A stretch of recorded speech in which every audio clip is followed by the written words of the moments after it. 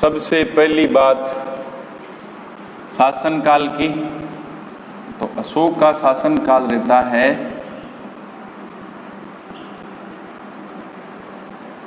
273 में बिंदुसार का काम पूरा हुआ, तो 273 ईसा पूर्व से 232 ईसा पूर्व। दिखाई दे रहा है यहाँ तक? 200, हाँ दे रहा है, 232 ईसा पूर्व।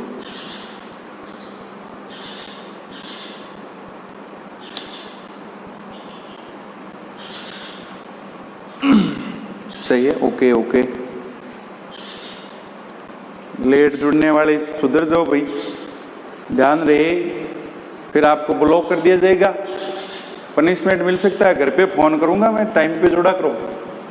273 ईसा पूर्व से 232 ईसा पूर्व, तो उल्टा चल रहा है, उल्टा वाला समझ में आ रहा है क्योंकि आपने अच्छे से। अब देखिए पहली बात कि बिंदुसार था जो अशोक का क्या था, पिता, और बिंदुसार के ऐसा माना जाता है जैन अनुश्रुति। अनुश्रुति होती है जो पहले से चली आ रही खावत, सुनी सुनाई बातें। जैसे आपके दादाजी ने आपको कही, आपने किसी और को कही, तो पहले से चली आ रही बातें हैं, उनको कहते हैं अनुश्रुति, यानी पीछे से चली आ रही। जैन अनुश्रुति के अनुसार हमें वर्णन मिलता है कि बिंदुसार के 100 पुत्र थे, 100 पुत्र थे, यानी अशोक के कितने भाई थे? 100 भाई थे। इसलिए ऐसा माना जाता है कि बिंदुसार के शासनकाल के अंतिम समय में अशोक ने बिंदुसार से राज सिंहासन छीन लिया और अपने 99 भाइयों की हत्या कर दी।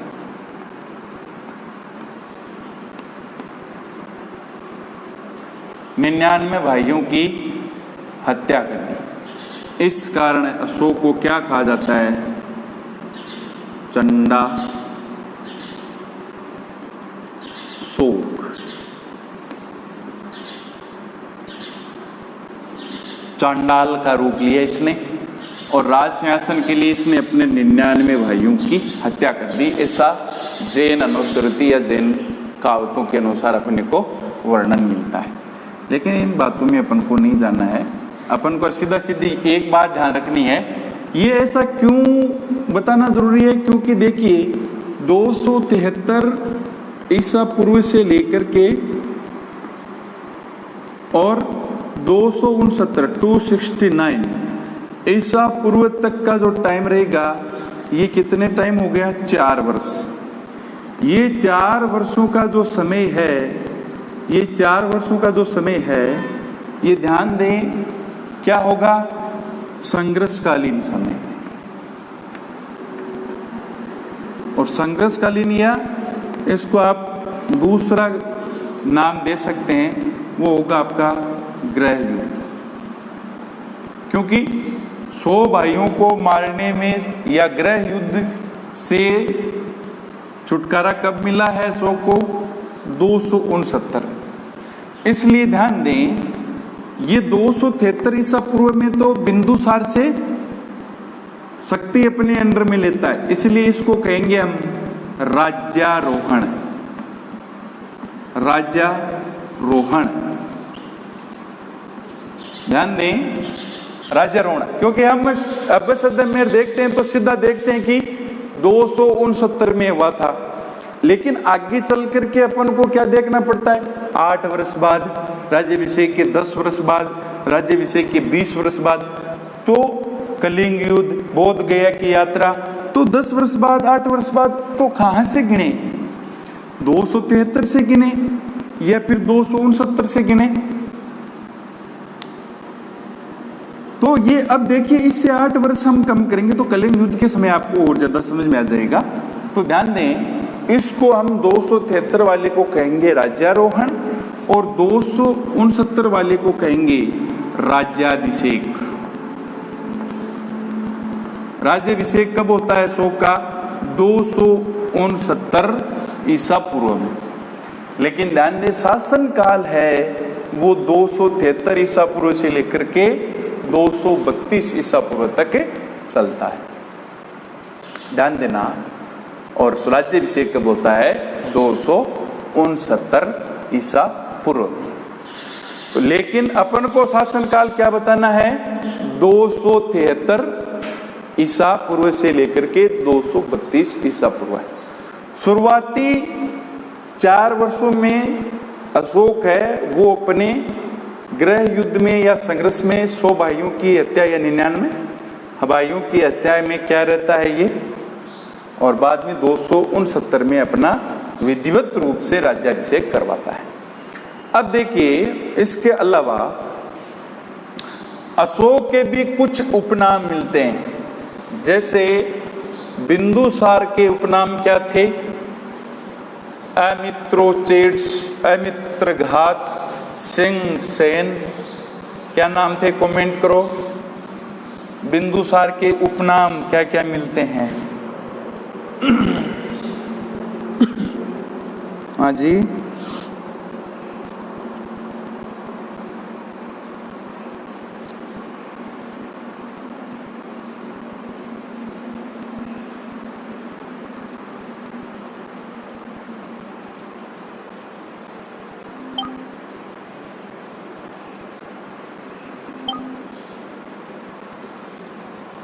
दिल खुश, भावेश और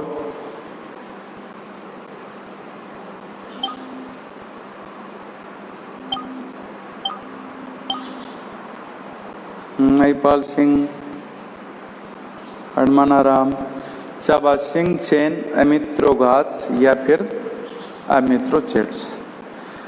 अब देखिए, इसी प्रकार से क्या होंगे? अशोक के नाम मिलेंगे। तो अशोक के अपन को, अशोक का एक नाम तो अशोक है ही, इसके अलावा अपन को 2 नाम और याद रखने। देवना प्रिय एक तो है, देवना प्रिय, और दूसरा है देवना प्रियदसी, यानी देवताओं का प्रिय और देवताओं के जैसे दिखने वाला। ये 2 क्या मिलते हैं? अशोक के उपनाम। वैसे तो बहुत मिलते हैं, 10 नाम, लेकिन आपके सिलेबस में ये 2 ही हैं। एक और हो सकता है बुद्ध शाक्य,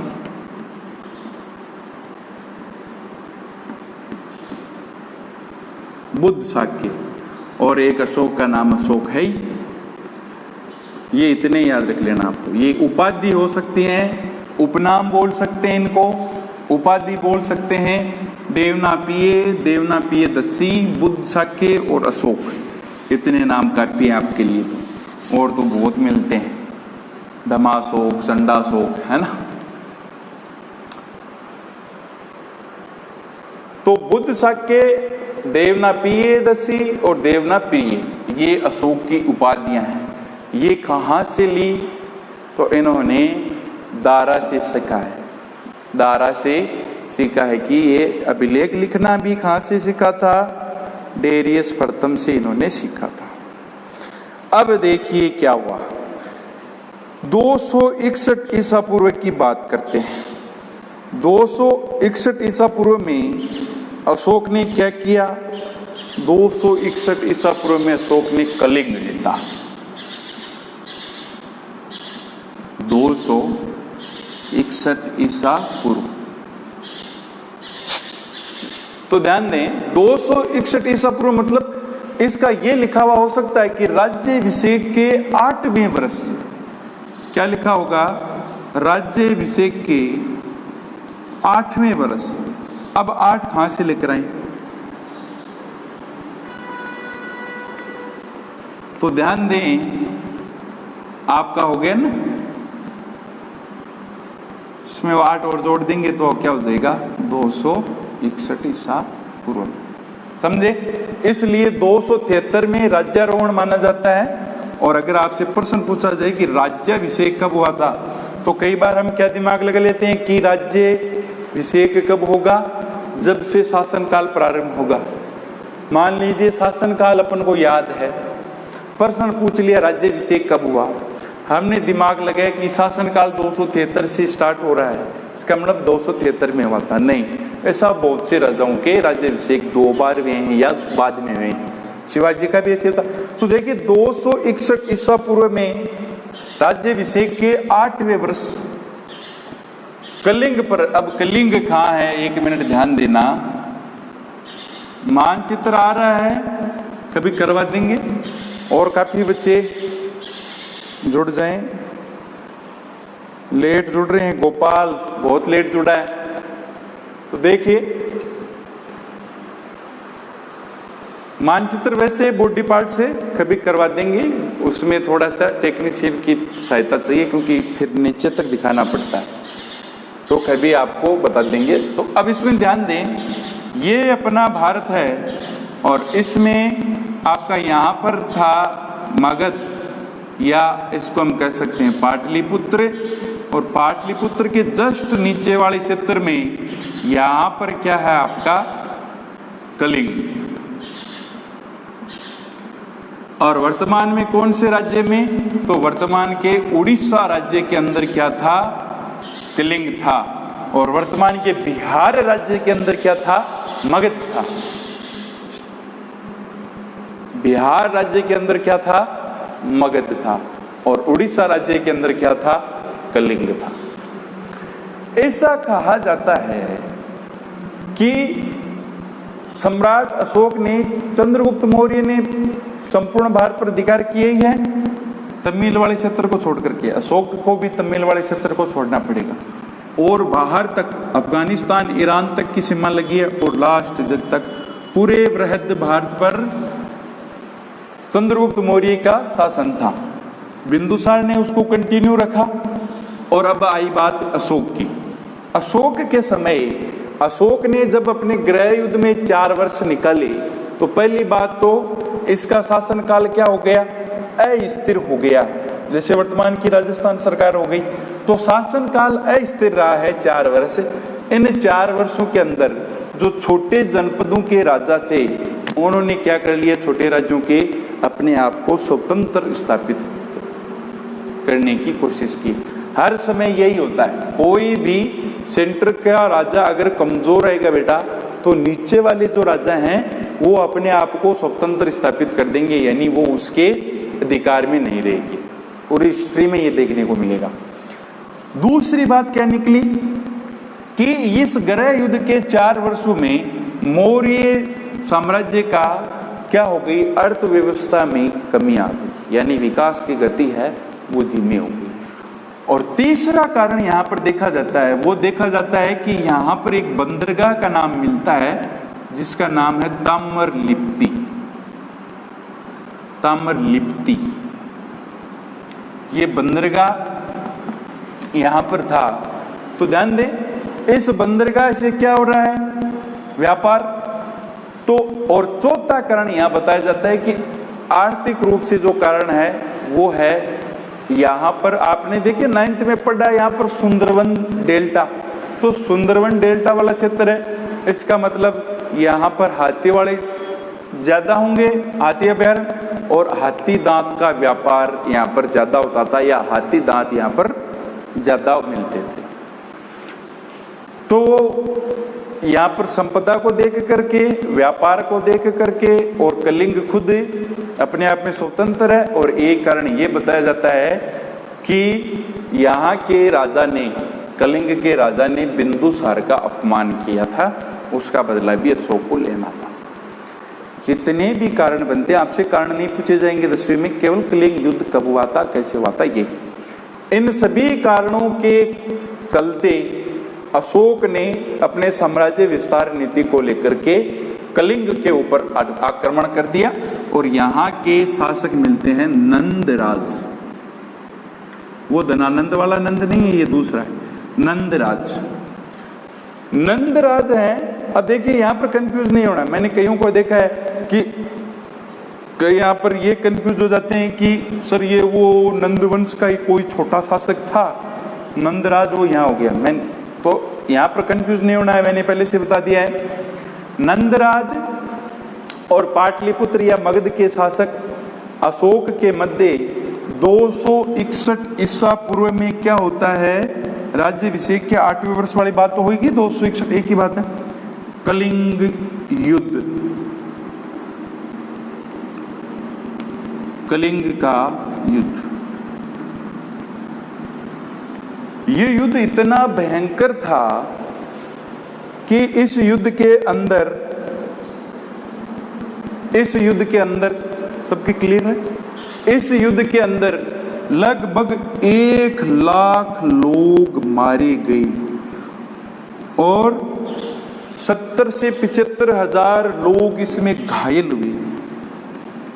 या कई किताबों में लिखा रहता है लगभग 1 लाख लोग मारे गए और इतने ही घायल हो गए। कई किताबों में लिखा रहता है लगभग 2 लाख लोग मारे व घायल हो गए। एक ही बात है, अपन को अपनी किताब के अकॉर्डिंग चलना है। तो इसमें इतना भयंकर नरसंहार, वो भी उस जमाने में, कब 261 ईसा पूर्व में जनसंख्या कितनी होगी ये सोचो। उस जनसंख्या का कितना बड़ा भाग क्या हो चुका है, युद्ध में मारा जा चुका है। नीचे तक दिख रहा है, ठीक है। तो युद्ध में मारा जा चुका। इस युद्ध के बाद देखिए, मैं थोड़ा सा ऊपर ले लेता हूं क्योंकि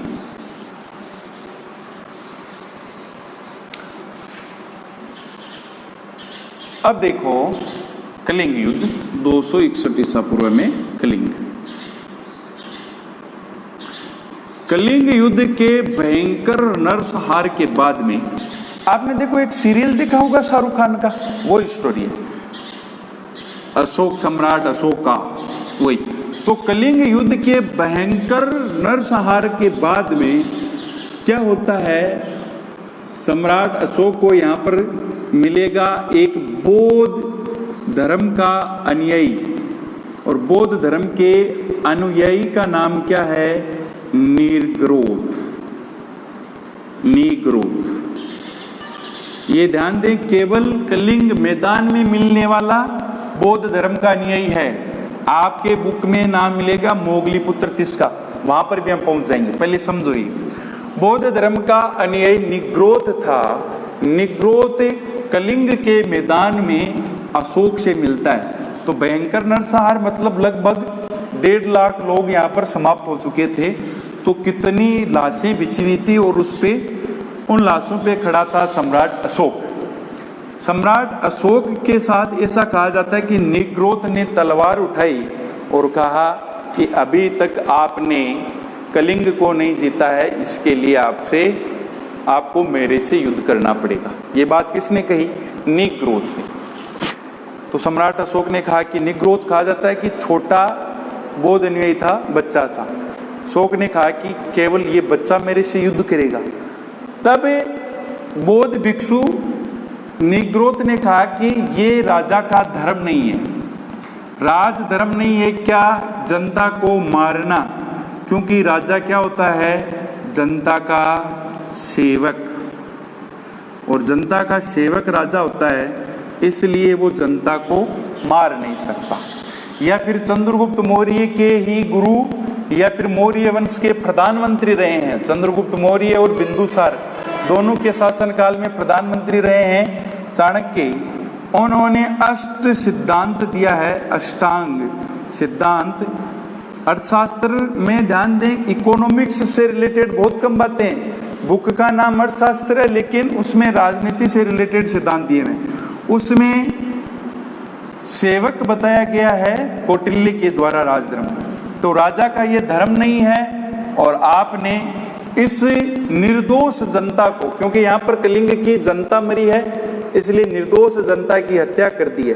तो इन बातों से सम्राट अशोक का क्या हो गया, निर्ग्रोध की बातों से सम्राट अशोक का हृदय परिवर्तित हो गया, हृदय परिवर्तन। और हृदय परिवर्तन के साथ ही अब आपकी बुक में क्या लिखा मिलेगा, यहाँ पर रणभेरी से या रणघोष या भेरी घोष मिल सकता है के स्थान पर धम घोष को अपनाया है।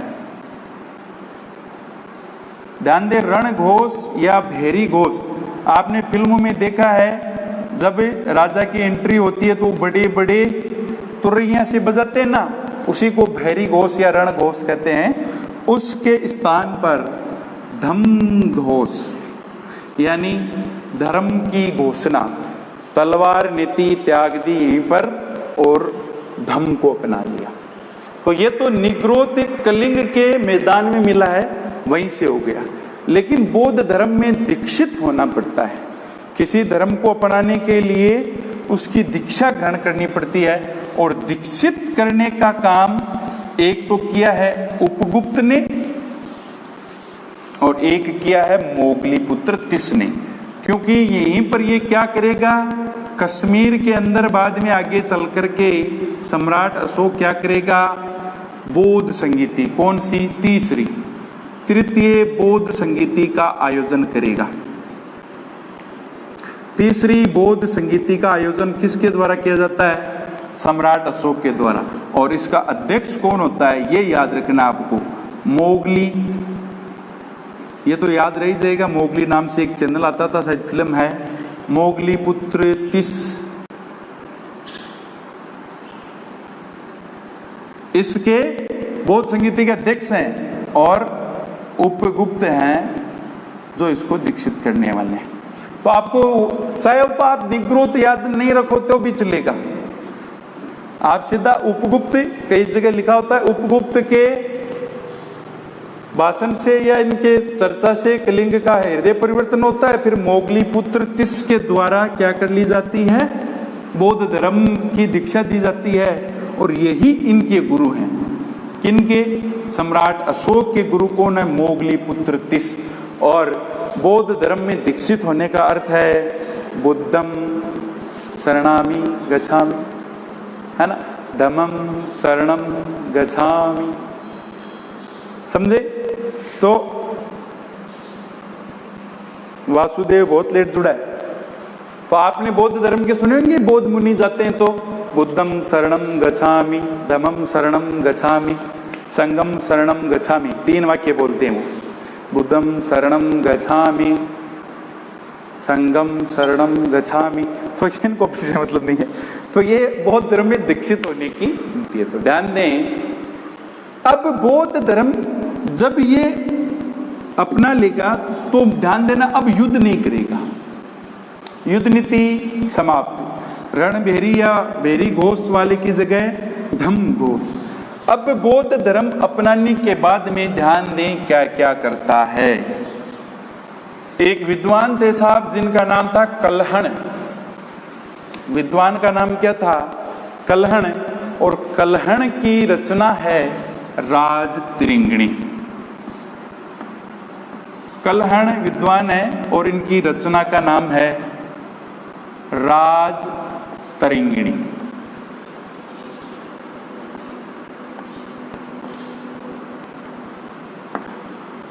राजतृंगिणी मिलता होगा, एक ही बात है, राजतृंगिणी। अब ध्यान दें, राजतृंगिणी में अपन को जम्मू कश्मीर या कश्मीर वाले क्षेत्र के इतिहास की जानकारी मिलती है। इस राजतृंगिणी के अनुसार सम्राट अशोक ने, ध्यान दें, सम्राट अशोक ने श्रीनगर बसाया है। श्रीनगर किसका बसाया हुआ है, सम्राट अशोक का। और एक जगह आती है ललितपत्तनम, जो वर्तमान में माना जाता है नेपाल में है, ललितपत्तनम।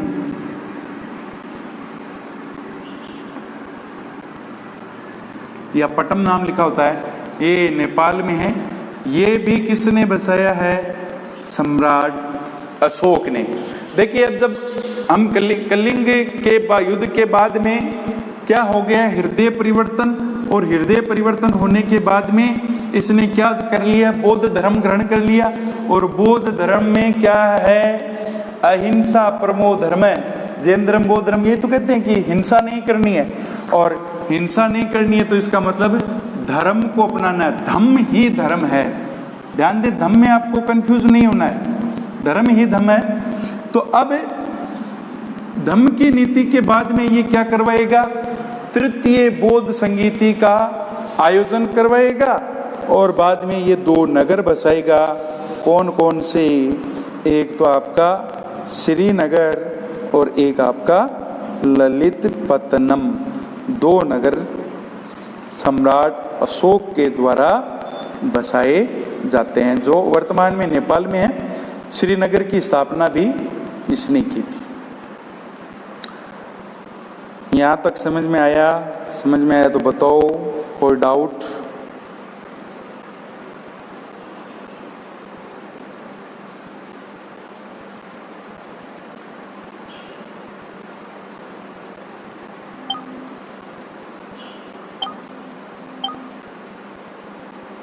Okay okay okay okay okay. Sharda, Mahipal, Chetan, Harmanaram, okay okay.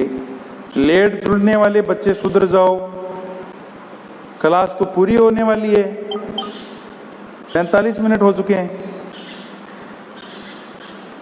तो चलो, अब ये आज तो पूरा ही नहीं होगा, 2 पार्ट में पढ़ लेंगे चलो, क्योंकि अब इसका दूसरा रूप देखने को मिलेगा अशोक का। ये अब 4 गुफाओं का निर्माण करवाएगा। बराबर की पहाड़ियाँ बिहार वाले क्षेत्र में हैं, बराबर की पहाड़ियाँ, वहाँ पर अशोक के द्वारा जो गरीब लोग हैं, आजीविक हैं, उनके लिए 4 गुफाओं का, यानी गुफा किसको कहेंगे, गुफा को, गुफाओं का निर्माण करवाएगा। रोमन देई अभिलेख के अनुसार ये यहाँ पर क्या करेगा, कर कम करेगा, 1/6 से 1/8 करेगा। और इसके बाद में कुएं, नहरें, तालाबें, और बाद में अशोक के धम्म को पढ़ना है, अभिलेख लिखवाएगा। तो ध्यान रखना, ये सब धम्म महामात्रों की नियुक्ति करेगा। तो अशोक का जो दूसरा रूप है वो हम आगे की क्लास में पढ़ेंगे, नहीं तो ये आपकी पूरा मिक्स हो जाएगा। यहाँ तक क्लियर है? यहाँ तक क्लियर है तो चलिए फिर लिखें। चलो 5 मिनट लिख लेते हैं, ताकि इसे आगे हम कल पढ़ेंगे तो उसमें अपन को फिर भूल नहीं होगी। लिखा किस लिए जाता है? लिखा इसलिए जाता है कि हमने जो पढ़ा वो अपने हाथ पर और दिमाग पर जम जाए। फिल्म देखने से कुछ नहीं होगा। क्या होगा? अपने हाथ से पेन उठाकर लिखने से। कोई भी सब्जेक्ट हो, आप उसको ज़्यादा से ज़्यादा लिखिए, जितना पढ़ा। इस साल के देखिए टॉपरों की बात देखो आप, जो भी टॉपर्स रहे हैं, अपने ही जिले का बाड़मेर का प्रकाश जो टॉपर रहा 99% के साथ, उसने क्या कहा है कि मैंने जून से लेकर मार्च तक कंटिन्यू कितने घंटे पढ़ाई की है? 6 घंटे। कितने घंटे? 6 घंटे। अब सोचो, हम क्या करते हैं, सर मैं 12 घंटे पढ़ रहा हूँ, सर मैंने टाइम टेबल बना रखा है, मैं 16 घंटे पढ़ रहा हूँ। परसेंट आते हैं बेटा विचित्र। तो वो एक साथ नहीं होगा, धीरे धीरे करने से होगा। करत करत अभ्यास से जड़मती होत सुजात। तो रोज इसी उद्देश्य से हमने ये शुरू किया है, ताकि हम क्या करें, धीरे धीरे अपना क्लियर करते चलें। ओके, तो हेडिंग डालो, लिखना जरूरी है। जितना पढ़ा दिया गया उसका मात्र, अब देखिए मैंने 40 मिनट पढ़ाया है, इसका रिवीजन आप मात्र 10 मिनट में कर सकते हैं। और आज पढ़ा, आज शाम को रिवीजन कर लिया, इसका मतलब आपके क्लियर हो गया।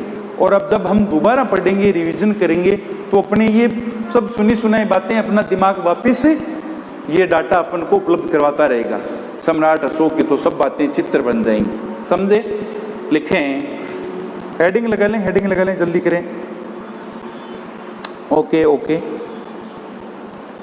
हेडिंग लगाएं, सम्राट अशोक, महान सम्राट अशोक।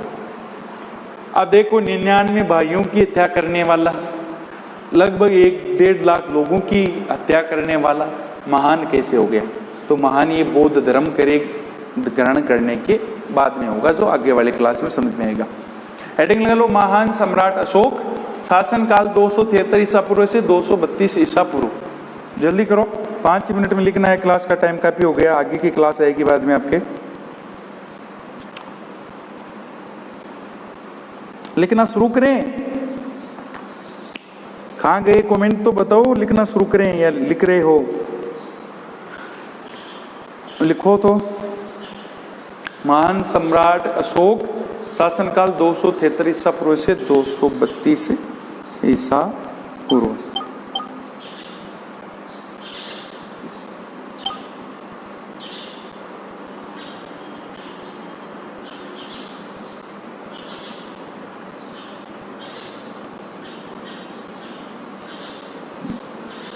लिखो तो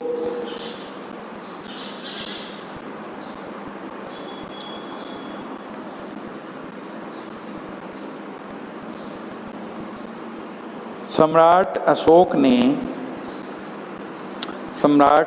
ने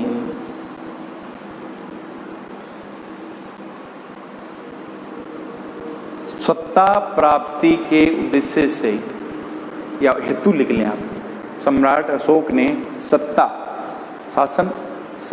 प्राप्ति हेतु, सम्राट अशोक ने सत्ता प्राप्ति हेतु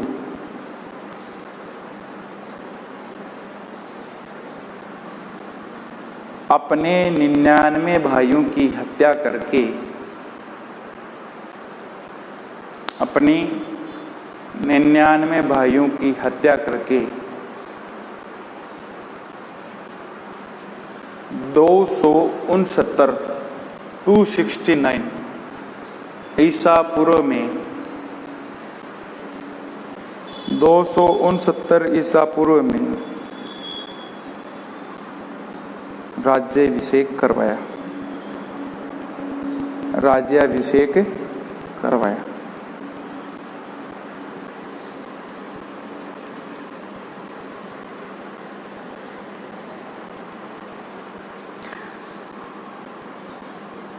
राज्याभिषेक से पूर्व अशोक उज्जैन का गवर्नर था। राज्याभिषेक से पूर्व अशोक उज्जैन का गवर्नर था।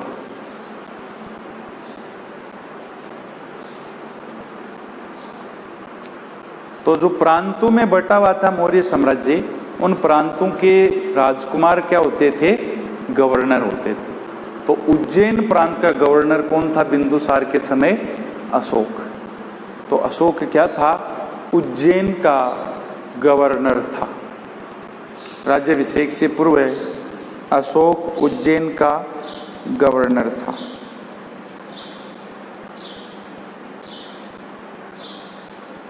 लिखो, अभिलेखों में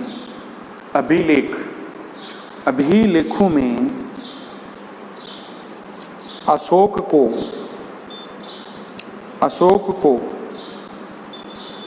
देवनाप्रिय व देवनाप्रियदसी, देवनाप्रिय यहाँ लिख रहा हूं मैं, देवनाप्रिय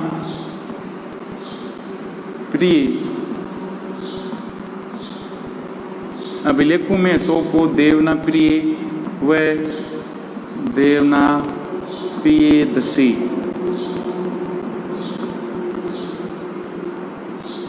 देवनाप्रिय व देवनाप्रियदसी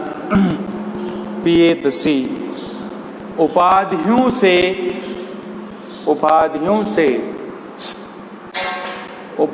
से विभूषित किया गया है। उपाधियों से विभूषित किया गया है।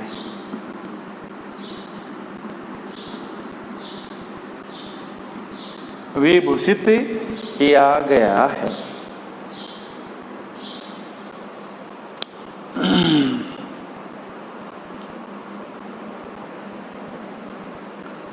मास्की व गुजरा, लिखो, मास्की कर्नाटक में है, मास्की व गुजरा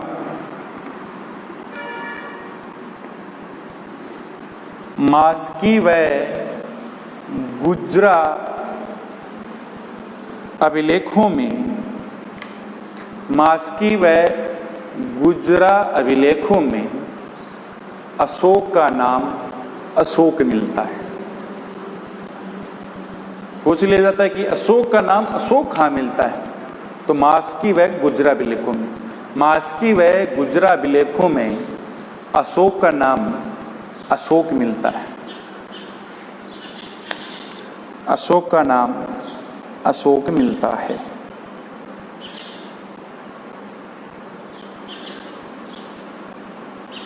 आगे लिखो, अशोक ने राज्याभिषेक के 8वें वर्ष, अशोक ने राज्याभिषेक के 8वें वर्ष 261 ईसा पूर्व, अशोक ने राज्याभिषेक के 8वें वर्ष यानी 261 ईसा पूर्व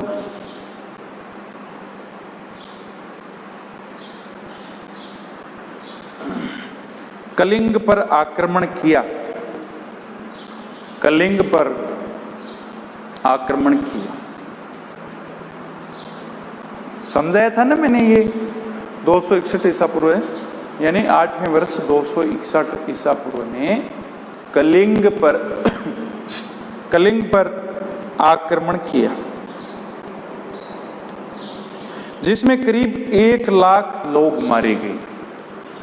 जिसमें करीब 1 लाख लोग मारे गए। जिसमें करीब 1 लाख लोग मारे गए।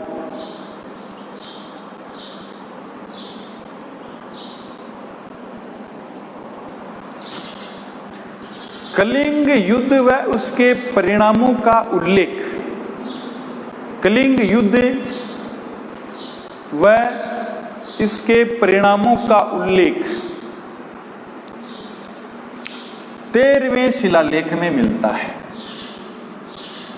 संख्या नंबर 13वें शिलालेख में मिलता है।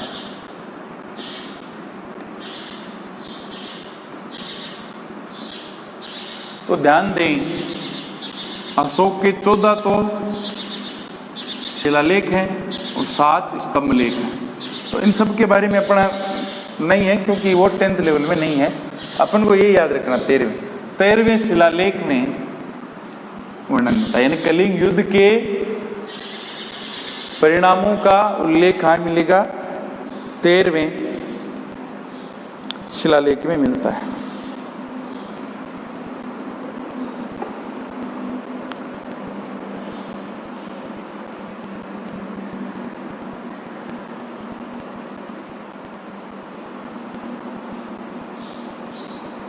यहां तक क्लियर है?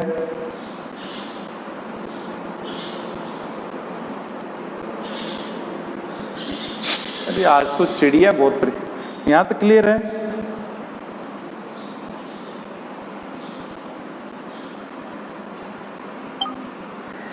ओके ठीक है।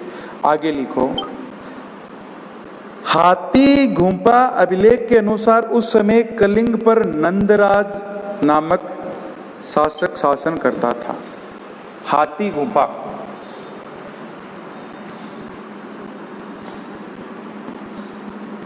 हाथी गुंफा अभिलेख से, हाथी गुंफा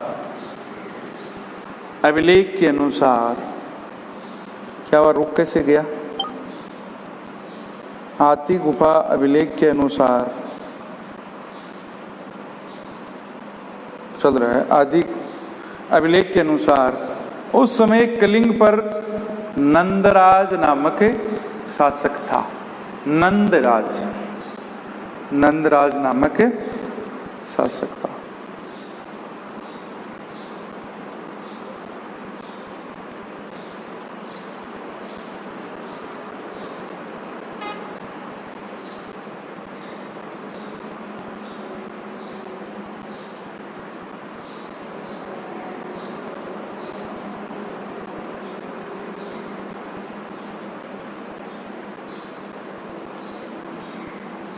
क्लियर? और तो इसमें क्या लिखे हैं, और कल लिखने वाली बातें हैं भाई। ये 273 से 230 तक शासन करता है और अपने 99 भाइयों की हत्या करके ये कर ही देता है, और बाद में क्या करता है? ये कलिंग पर अटैक करता है, और कलिंग में इसने लगभग 1 लाख लोगों की हत्या कर दी है। और यहीं पर इसके आगे का बाद में हम लिखेंगे। यहां तक क्लियर? क्या हुआ? शारदा ने क्या परिणामों का उल्लेख के बाद वापस बोलो ना sir. Okay, repeat please, repeat. अच्छा, अच्छा परिणामों के बाद क्या बोलना है क्या? तो 13वें अभिलेख में क्या मिल रहा है अपन को? कलिंग युद्ध के परिणामों का उल्लेख मिलता है। उसके आगे लिखना है हाथी गुफा अभिलेख से हमें, हाथी गुफा अभिलेख से हमें जानकारी मिलती है, या इसके अनुसार इस समय कलिंग पर नंदराज नामक शासक का शासन था। नंदराज। हाथी गुफा अभिलेख के अनुसार कलिंग युद्ध के समय कलिंग पर नंदराज नामक शासक का शासन था। क्लियर है? ओके ओके ओके ओके, हाँ सबका ओके।